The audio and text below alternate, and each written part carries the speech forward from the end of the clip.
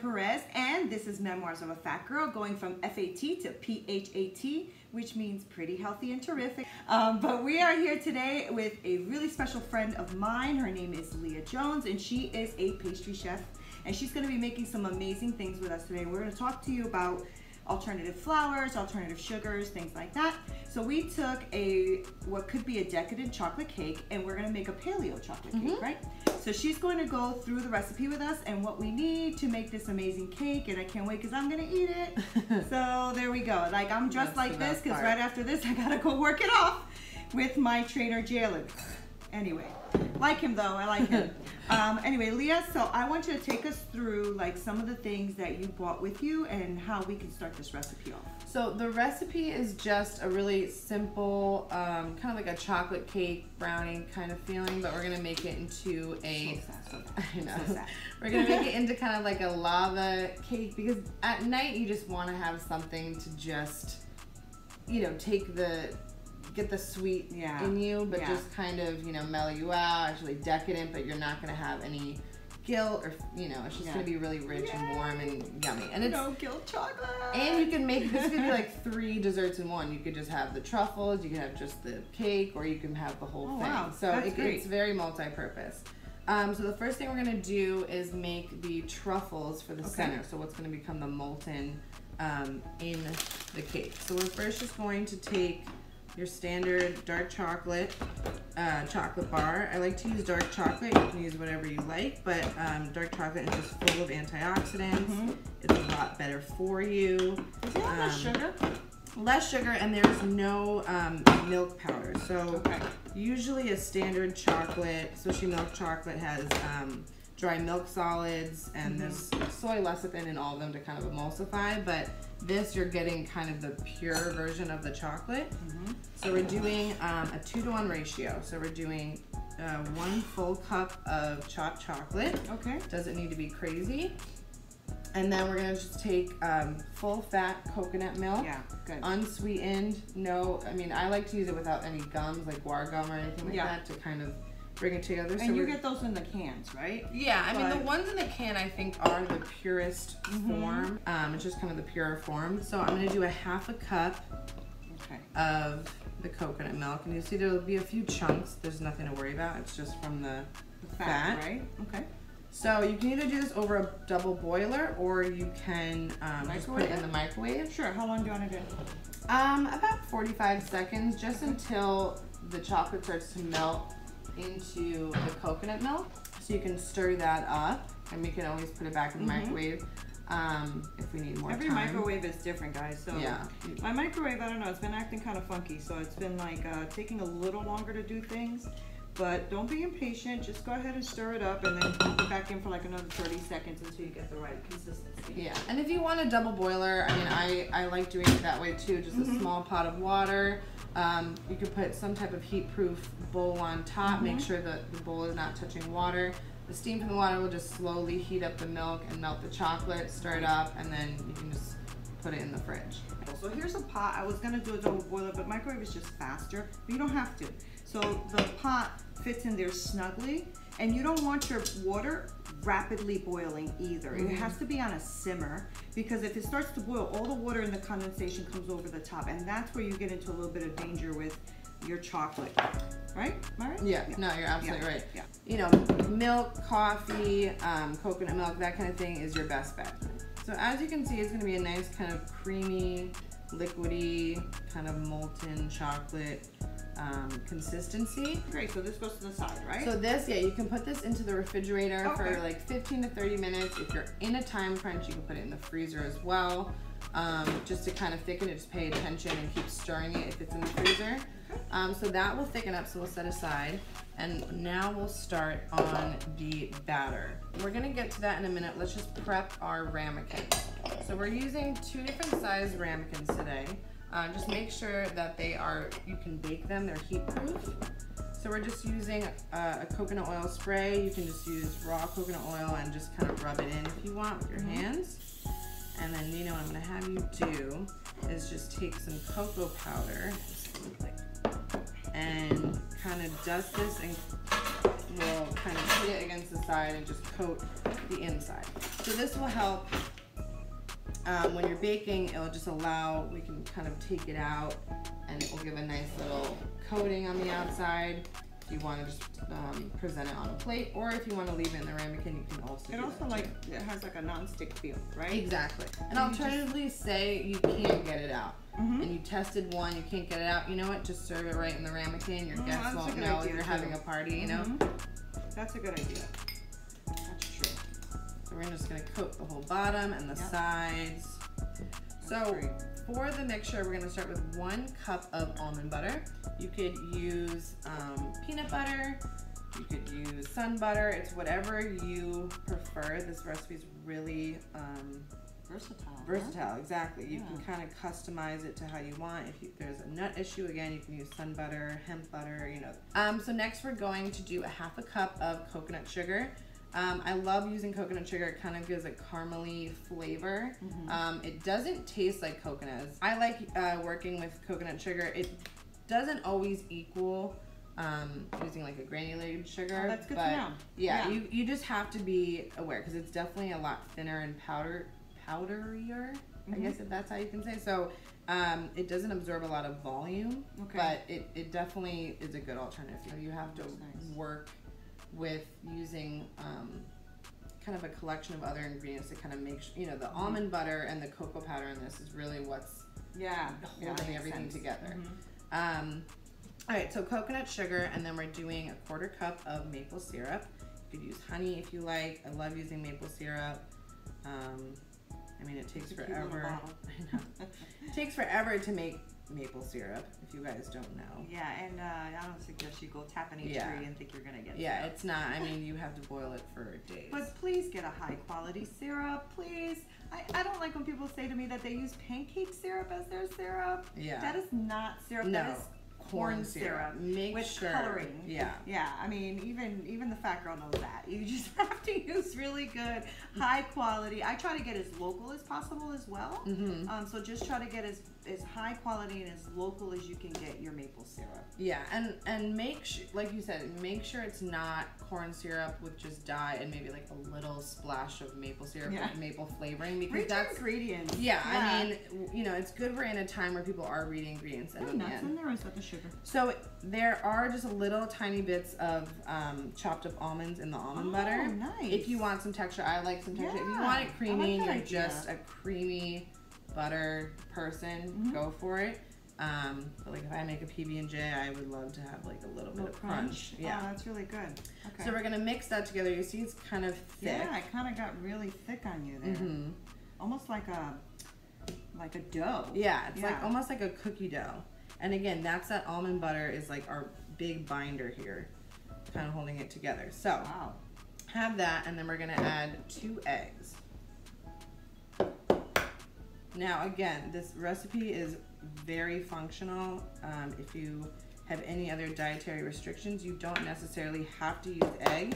If you want to use a banana, if you want to use applesauce, if you want to use a coconut yogurt, something that's going to kind of give you that fat and liquid like an egg would, you can do that too. I personally love baking with eggs. It just or like a flax egg or a chia egg. You know, I don't have an issue with eggs because I just figure a chicken's gonna lay an egg regardless. Yeah, I agree. I mean, as long as the chicken is treated well, exactly. I mean, I think that I'm all game for that. All right, so now this is pretty cool. Like you really went from like a thick dough to look at that. It's almost like a rich, thick caramel. Yeah, exactly. Which is amazing that the egg did that. Right? That's really cool. Pretty cool. And then we're gonna add a little bit of coconut oil melted. Okay. If you want to add that. Sure. So that is about 2 tablespoons. And this was like coconut virgin oil. Coconut oil you heated up in the microwave, yes. right? Yeah. So again, virgin, unfiltered, coconut oil. Again, you know, there's a lot of things on the market that are fooling you. Make sure that you're buying the best quality ingredients.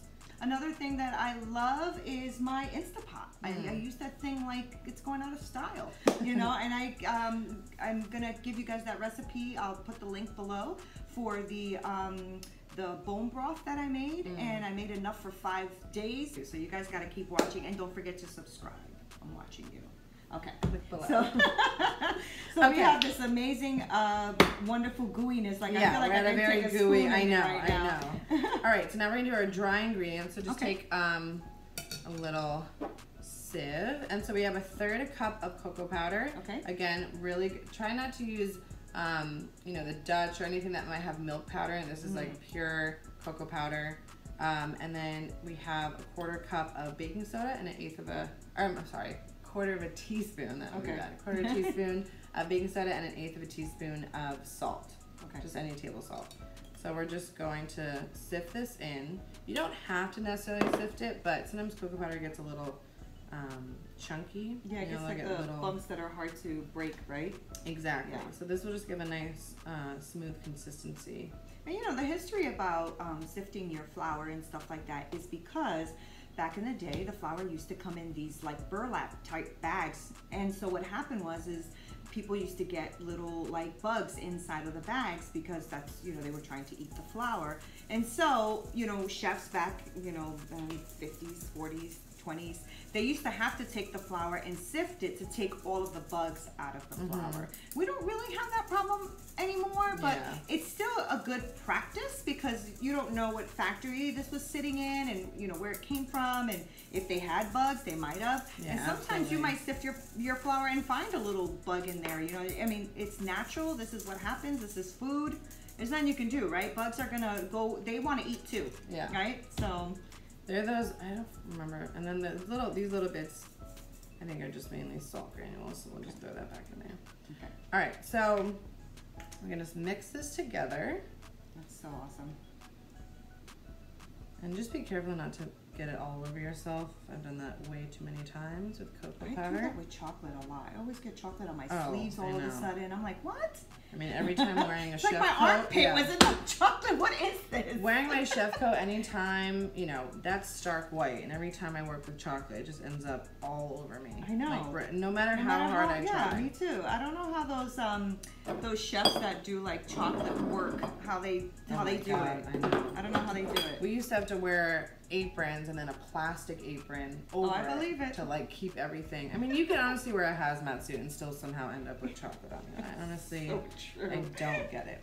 Okay, so now you'll see it's kind of becoming like your standard brownie batter texture. I love this. Yeah. And you haven't used any flour. No flour, so that's what I'm saying. The cocoa powder, it really, that's your flour. It really absorbs the wet ingredients so well, and it stiffens up really well when baking. So it's a great alternative. I love anything chocolate. You don't need to really use flour. You can really just rely on your cocoa powder, especially if you have good ingredients. And again, use good quality cocoa powder, because when you're using something that might have dry milk solids or something that has any add-ins that's not really pure, it's not going to give you the same result when you bake it.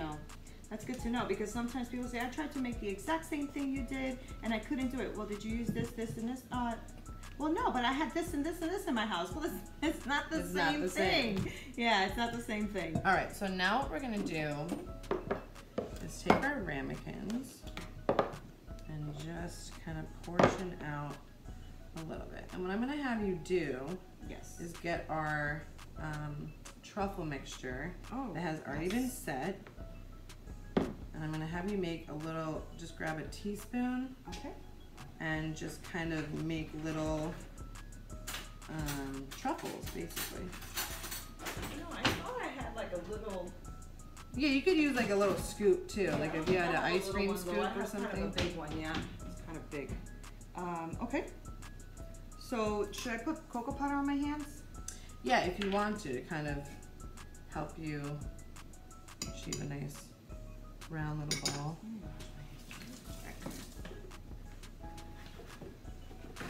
So now you could use a cookie scoop or ice cream scoop if it's easier for you to portion these out. Yeah. And I had a small one, but I don't know what happened to it, so I'm just gonna go ahead and roll it out for you.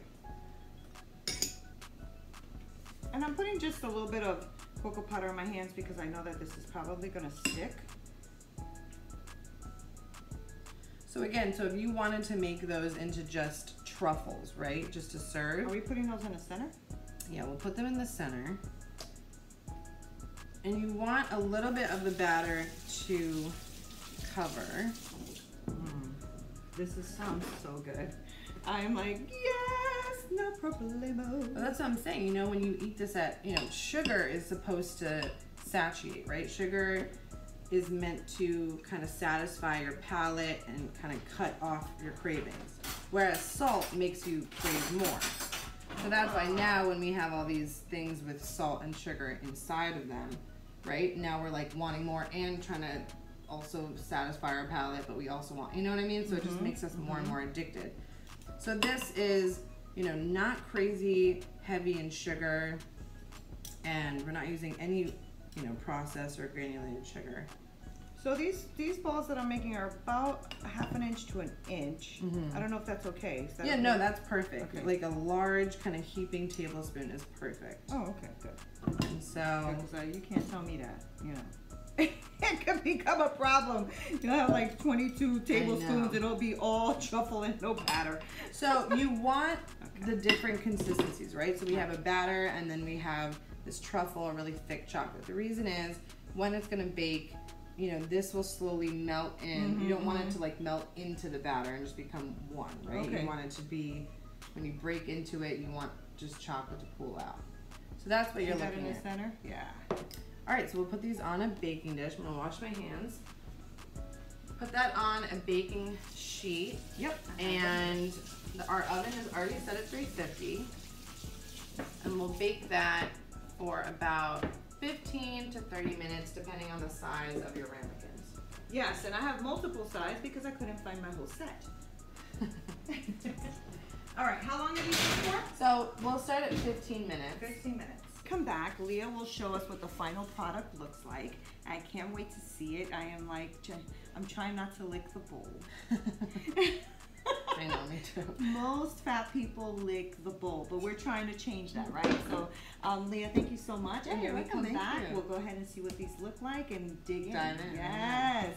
We can do a lot of great stuff too, because you can take a full fat coconut cream like this, put it in the fridge, and then all you have to do is scoop out all of that coconut fat, a little vanilla. You don't really need any sweetener because the cake is already sweet, but the vanilla gives it some flavor. So I usually use vanilla, a little bit of cinnamon, and the fat of this, and I just blend it really well and make a whip. You make a whipped cream. That's it, and then I put that right on top. Or ice cream, but we're not doing that. So we'll be back.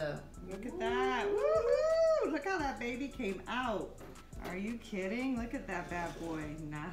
And so you can see a nice little dent, where the molten chocolate is. Yeah, not a bad gig. Not a bad gig I got going on here. We want to cut it with the actual butter knife still, or? Yeah, we can cut it with the butter knife. And then you can kind of see all this gooey yumminess on the inside. Are you looking? What? Insane. Insane.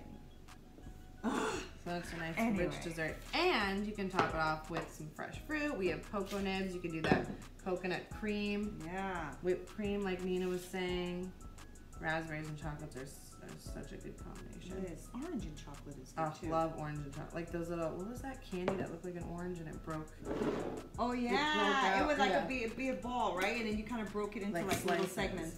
Thank you for being here with us today. Thank you for having me. We're gonna dig in and try this. And I want you to try this recipe. I will leave the full recipe that Leah gave me right below so you guys can make this. Leave a comment, click a like, click a subscribe. Right now, Leah, let's do it. Let's do it. I want to get some of that inside. Yeah. And I definitely want a raspberry. Oh my gosh. Oh my. Are you, yeah, I'm sorry guys.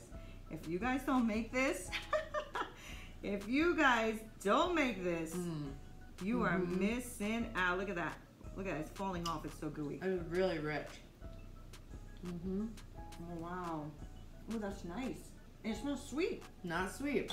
It's just really chocolatey and rich. And that's why, like, you know, you can put the raspberries for, like, extra sweet. Oh, I like the nibs. You get a little crunch. And they're not sweet either. Wow, this is really good, guys. Don't you dare not make this. This is so good. So thank you, Leah.